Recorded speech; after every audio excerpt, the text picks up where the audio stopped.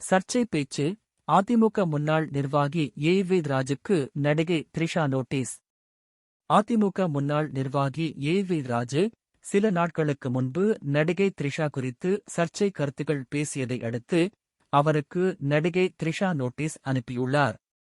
சேலம் மேற்கு ஒன்றிய அதிமுக செயலாளராக இருந்த ஏ.வி. ராஜு அண்மையில் கட்சியிலிருந்து நீக்கப்பட்டார்.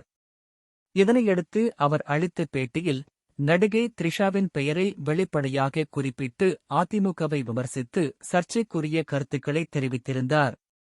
இது சமூக வலைத்தளங்களில் வைரலானது. இந்த பிரச்சினைக்கு திரைப்பிரபலங்கள் பலர் கண்டனங்களை தெரிவித்தனர். இந்த நிலையில் அவருக்கு நடிகை த்ரிஷா வழக்கறிஞர் நோட்டீஸ் அனுப்பியுள்ளார். அதில் இந்த விவகாரம் தொடர்பாக 24 மணி நேரத்தில் நிபந்தனையற்ற மன்னிப்பு கேட்க வேண்டும் என கூறியுள்ளார். மேலும் பிரபலமான யூடியூப் பத்திரிகைகள் மற்றும் தொலைக்காட்சி நிறுவனங்களில் மன்னிப்பு கேட்கப்பட்ட வேண்டும் எனவும் கூறியுள்ளார்.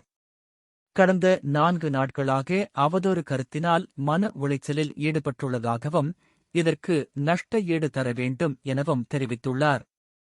இது தொடர்பான செய்திகள் எந்தெந்த யூடியூப் சேனல்கள், பத்திரிகைகள் மற்றும் சேனல்களில் வந்ததோ அவை தடை செய்ய நடவடிக்கை எடுக்க வேண்டும் எனவும் வழக்கறிஞர் நோட்டீஸில் கூறியுள்ளார். மேற்குறிப்பிட்ட நிபந்தனைகளை மேற்கொள்ளாவிடில் சட்டப்பூர்வ நடவடிக்கை மேற்கொள்ளப்படும் எனவும் வழக்கறிஞர் நோட்டீஸ் மூலம் எச்சரிக்கை விடுத்துள்ளார்.